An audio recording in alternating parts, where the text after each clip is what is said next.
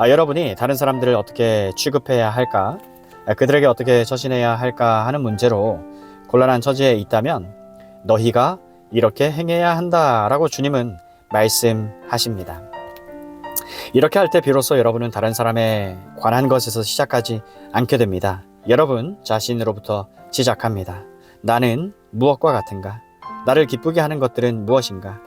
나를 도와주고 격려를 해주는 것들은 무엇인가? 하고 말입니다. 그런 다음 스스로 묻습니다. 내가 싫어하는 것들은 무엇인가? 나를 낭패하게 하는 것은 무엇인가? 내 속에서 가장 나쁜 것을 초래하는 것은 무엇인가? 내 속에 가증하고 낙심되게 하는 것들은 무엇인가? 이것들, 곧 여러분이 좋아하는 것들과 싫어하는 것들의 명단을 작성해서 행위에서뿐만 아니라 생각과 말에서 여러분의 전체 삶과 활동과 관련해서 자세히 풀어 보십시오.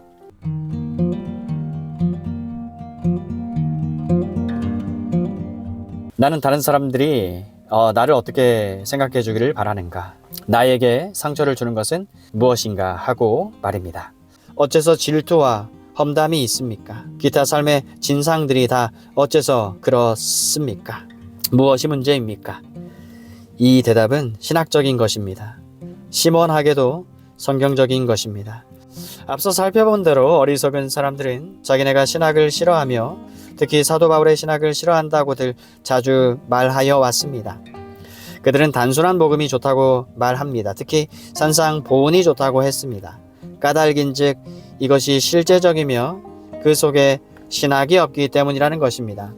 그런데 여기 이 한 절은 여러분이 해야 할 일은 모두 해서 사람들에게 교훈을 주는 것이요, 그들이 무엇을 할 것인가를, 곧 그들에게 황금률을 간직하게 하고 그들에게 지적 훈련을 시키는 것이며, 그들이 그것을 인정하고 일어나서 실천에 옮기게 하는 것이라고 말해 주는 견해가 얼마나 철저하게도 공허한 것인가를 증명하고 있습니다.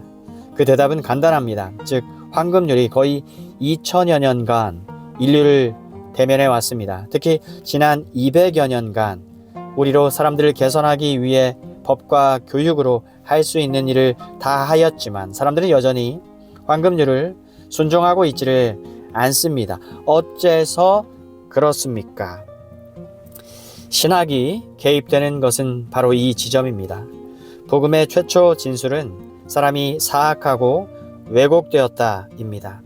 사람은 악에게 너무 지배를 받고 속박을 받은 나머지 황금률을 지킬 수가 없게 되었습니다. 복음은 항상 여기에서 출발합니다. 신학의 제1원칙은 인간의 타락과 인간의 죄입니다. 이걸 다음과 같이 표현할 수 있습니다. 사람이 율법과 선지자의 요약인 황금률을 실천하지 않는 것은 율법에 대한 사람의 태도가 잘못되어 있기 때문입니다. 사람은 율법을 사랑하지를 않습니다. 사실은 율법을 미워합니다. 육신의 생각은 하나님과 원수가 되나니. 로마서 8장 7절 말씀. 그러므로 그런 사람들 앞에 율법을 지키게 하는 것은 아무런 소용이 없습니다. 그들은 율법을 증오합니다. 율법을 원치 않습니다. 물론 그들이 안락 의자에 등을 기대고 앉아 삶에 관해 어떤 추상적 진술에 귀를 기울일 때는 자기네가 율법을 좋아한다고 말들 합니다.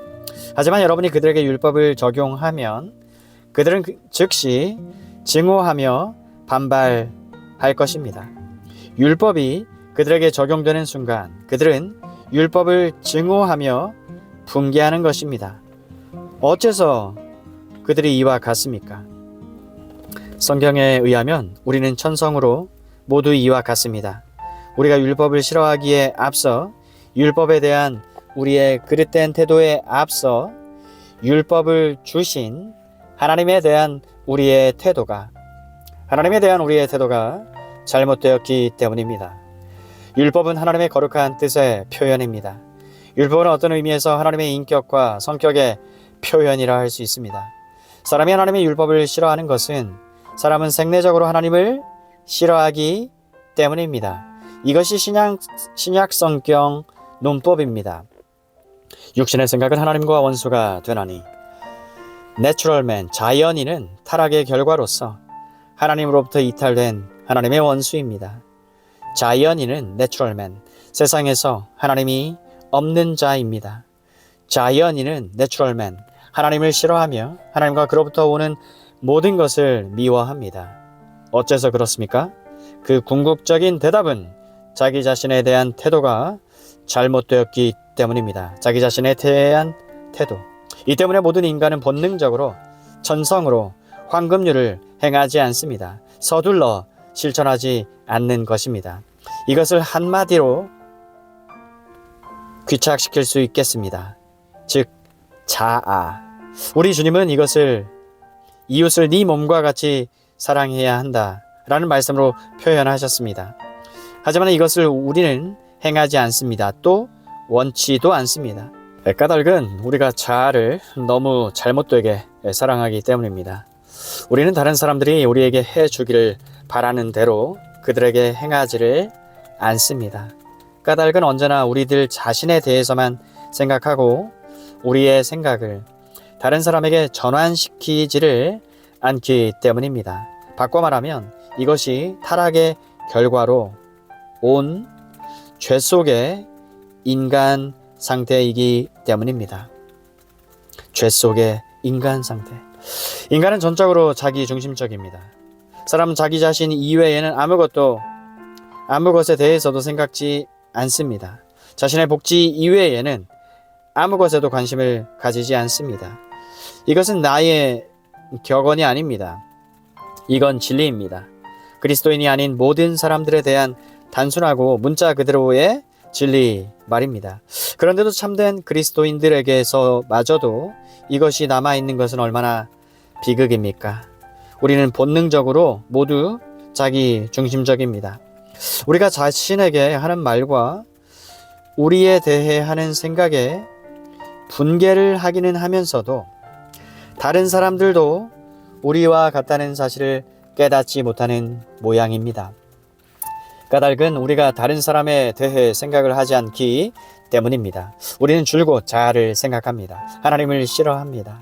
하나님께서 이 자아 중심성과 인간의 자주성을 막으시는 분이기 때문입니다. 인간은 자기를 완전히 자주적인 존재로 생각하기를 좋아합니다. 하지만 이것에 도전하시는 분이 계십니다. 그래서 인간은 천성으로 하나님을 싫어하는 것입니다. 그러므로 인간이 황금률에 따라 살지 못하며 황금률을 지키지 못하는 것은 인간이 자기 중심적이라는 사실 때문입니다. 이것은 다음으로 자아 만족, 자기 방어, 자기 관심으로 이끌어 갑니다. 자아가 줄곧 선두에 있습니다. 인간은 무엇이나 자기를 위해 원하기 때문입니다. 결국 여러분의 노동쟁의에 의한 문제거리의 원인도 이것 아닙니까? 그것은 모두 이것에 귀착되는 것입니다. 한편에서는 나는 더 가질 자격이 있다 라고 말하며 또 다른 한편에서는 자, 그가 더 가진다면 나는 덜 갖게 되겠는걸 하고 말합니다. 그래서 그들 쌍방은 서로 반대하며 따라서 싸움이 생기기 마련입니다. 각각 자기만을 생각하기 때문입니다. 나는 어떤 특정 분쟁의 어떤 장점들을 말하려는 게 아닙니다. 사람들이 더 많이 가질 자격이 있는 경우도 있습니다. 하지만 쓰라린 일은 항상 죄와 자아 때문에 오는 것입니다. 그것이 정치적이든 사회적이든 경제, 국가 혹은 국제적 문제이든 이 모든 문제에 대한 우리의 태도를 분석해 볼 만큼 우리가 정직하다면 이것이 모두 이걸로 귀착됨을 발견할 것입니다. 이걸 국가적 차원에서도 볼 수 있습니다. 두 나라가 같은 것을 원합니다. 그래서 각자가 상대방을 지켜보고 있습니다. 모든 국가들은 자기네를 단순히 세계 평화의 수호자로 관리자로 보려 애씁니다. 애국심에는 항상 이기적인 요소가 있습니다. 그것은 내 나라요, 내 권리입니다. 다른 나라도 같은 말을 하기 마련입니다. 우리 모두 자아 중심적이기 때문에 전쟁이 있습니다. 개인과 개인 사이든 사회의 어느 단체끼리든 국가와 국가군 사이든 모든 분쟁과 다툼과 불행은 결국 이걸로 귀착되는 것입니다. 오늘의 세계 문제들의 해결은 본질적으로 신학적입니다. 군비 축소와 기타 모든 문제에 관한 회담이라든가 제안은 개인과 집단과 국가들을 지배하는 바, 사람의 마음속에 죄가 있는 한 아무 소용이 없을 것입니다. 황금률을 실천하지 못하게 는 것은 오로지 타락과 죄 때문인 것입니다. 이것을 긍정적으로 표현해 봅시다. 어떻게 하면 황금률을 실천하는 일이 가능하겠습니까? 문제는 실로 우리의 태도와 행위가 여기 우리 주님의 말씀에 어떻게 해야 일치할 수 있을까? 입니다. 복음의 답변은 여러분이 하나님으로 시작해야 한다고 말해줍니다. 가장 큰 계명은 어느 것입니까? 이것입니다. 너희는 마음을 다하고 뜻을 다하여 주 너희 하나님을 사랑하라. 둘째는 이와 같으니 네 이웃을 네 몸과 같이 사랑하라. 순서에 주목하십시오. 여러분의 이웃에서 시작하지 않고 하나님으로부터 시작합니다. 개인사이든 국가의 그룹사이든 우리 모두 하나님으로부터 출발하기까지는 이 세상의 여러 관계가 바로 되지 못할 것입니다. 여러분이 하나님을 사랑하기까지는 이웃을 사랑할 수 없습니다. 여러분이 먼저 하나님 앞에서 여러분 자신과 이웃을 보기까지는 여러분 자신이나 이웃을 바로 보지 못할 것입니다. 이 둘을 바른 순서대로 취해야 합니다. 우리는 하나님으로 시작해야 합니다. 우리는 하나님으로 말미암아 하나님을 위하여 지음받았습니다. 그러므로 하나님과 관계를 가져야만 제대로 가능할 수 있는 것입니다. 그러므로 우리는 하나님으로 시작합니다. 우리는 모든 다툼과 문제에서 돌아서서 하나님의 얼굴을 바라봅니다. 우리는 하나님의 성결과 전능하심과 그분의 창조적 능력을 보기 시작합니다. 그분 앞에 무릎을 꿇습니다. 하나님은 찬양받으시기에 합당하시며 하나님만이 합당하십니다. 하나님 보시기에 세계 만방은 다만 메뚜기 떼 같고 천칭의 작은 먼지와 같음을 알고 우리는 인간의 모든 자랑과 영광이 아무것도 아님을 깨닫기 시작합니다. 그리고 여기에 더하여 우리 자신을 죄인으로 보기 시작합니다. 우리에게 어떤 권리가 있었던 사실을 잊을 정도로 우리를 악한 죄인들로 보는 것입니다. 우리는 하나님 앞에 권리가 조금도 없음을 확실히 봅니다. 우리는 비참하고 더럽고 추합니다. 이것은 성경만의 가르침이 아닙니다. 진정한 의미에서 하나님을 알게 된 모든 사람의 체험의 확증이요, 모든 성도의 체험입니다. 여러분이 자신들을 무가치한 물건들로 본 일이 없다면 여러분이 참된 그리스도인일까 나는 의심스럽습니다. 진정 나는 부정하다는 느낌 없이 하나님 존전에 설 수 있는 사람은 없습니다. 우리는 모두 부정합니다. 신지식은 우리의 콧대를 꺾어 티끌처럼 비천하게 만듭니다. 이런 위치에서는 여러분의 권리라든가 위험 따위를 생각하지 못합니다. 여러분은 이제 자신을 방어할 필요가 없습니다. 여러분이 아무 것에도 소용이 없다고 느껴지기 때문입니다. 하지만 다음으로 우리가 다른 사람들을 바로 보는 것은 도움이 됩니다. 그들을 우리에게서 권리를 강탈하려고 애를 쓰거나 돈이나 지위나 명령을 위한 경주에서 우리를 밀치려 애쓰는 가증스러운 사람들로 보게 되지를 않습니다. 우리가 우리들 자신을 볼 때처럼 죄와 사단의 희생물로, 이 세상 신에게 속은 자들로, 하나님의 진노 아래에 있어서 지옥으로 향하는 동료 인간들로 보게 되는 것입니다. 우리는 그들에 대해 전혀 새로운 견해를 가집니다. 그들이 우리들 자신인 양 보게 됩니다. 우리 모두 무서운 공경 속에 있음을 봅니다. 그리고 우리로서는 아무것도 할 수 없고 우리 모두 함께 그리스도께로 달려가 그분의 놀라운 은혜를 적용하는 것입니다. 그분의 은혜를 함께 즐기며 나누어 갖고 싶어 합니다. 일의 순서가 이렇게 되는 것입니다. 이 방법만이 다른 사람이 우리에게 해주기를 우리가 원하는 만큼 우리가 다른 사람에게 할 수 있는 방법입니다. 우리가 하나님의 자녀의 영광스러운 자유를 누리기 시작하는 때는 우리가 자아의 속박에서 해방받음으로 해서 이웃을 우리 자신처럼 사랑하고 있는 때인 것입니다. 그리고 끝으로 이것이 이와 같이 작용하는 것은 물론입니다. 즉 우리가 하나님을 바라보고 그분에 관한 진리를 인식하고 그분에 대한 우리의 관계를 인식할 때 우리가 의식하는 한 가지는 하나님이 결단코 우리의 욕망에 따라 우리를 취급하지 않으신다는 것입니다. 저것은 하나님의 방법이 아닙니다.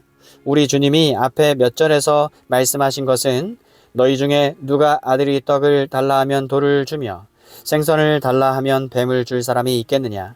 너희가 악한 자이어도 좋은 것으로 자식에게 줄 알거든.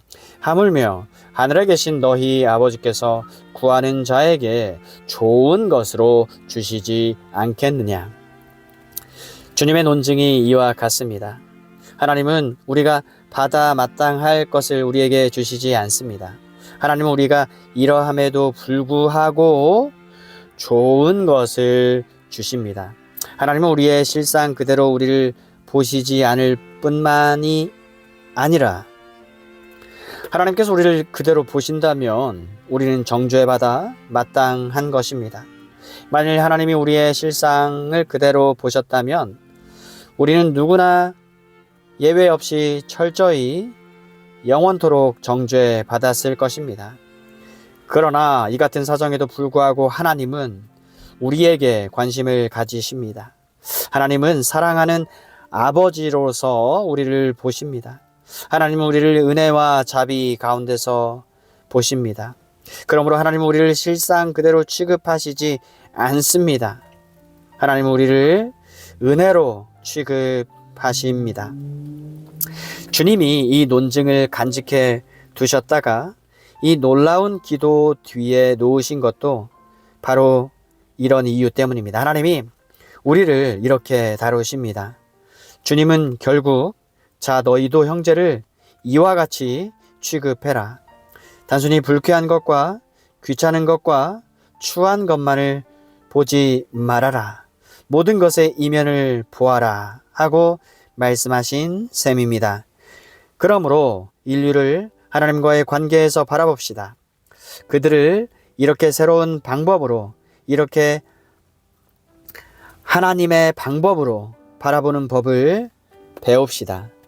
주님은 결국 내가 너희를 본 것 같이 너희도 그들을 보고 너희에게 내 생명을 주기 위해 너희를 위해 하늘에서 나로 하여금 땅으로 오게 한 것에 비추어서 그들을 바라보아라 하고 말씀하신 셈입니다. 사랑하는 여러분, 그들을 그와 같이 바라보십시오. 이렇게 하는 순간 여러분은 황금률을 실천하는 것이 어려운 게 아님을 알게 되실 겁니다. 왜냐하면 여러분은 이 지점에서 자아로부터, 자아의 무서운 횡포로부터 구원받았기 때문입니다. 여러분은 사람들을 새로운 눈으로 다르게 바라보게 됩니다. 여러분은 사도 바울과 함께 그러므로 우리가 이후부터는 아무 사람도 육체대로 알지 아니하노라. 고린도후서 5장 16절. 이렇게 말할 수 있을 것입니다. 여러분은 모든 사람을 영적인 방법으로 바라봅니다. 율법과 선지자들의 이 놀라운 요약을 실천할 수 있게 되는 것은 우리가 하나님과 죄와 자아와 다른 사람들로부터 시작하게 되는 때인 것입니다. 그러므로 무엇이든지 남에게 대접을 받고자 하는 대로 너희도 남을 대접하라. 우리가 그리스도 예수 안에서 부르심 받은 것은 이렇게 하기 위함인 것입니다. 우리는 황금률을 이행할 수 있습니다. 우리는 황금률을 실천할 수 있습니다.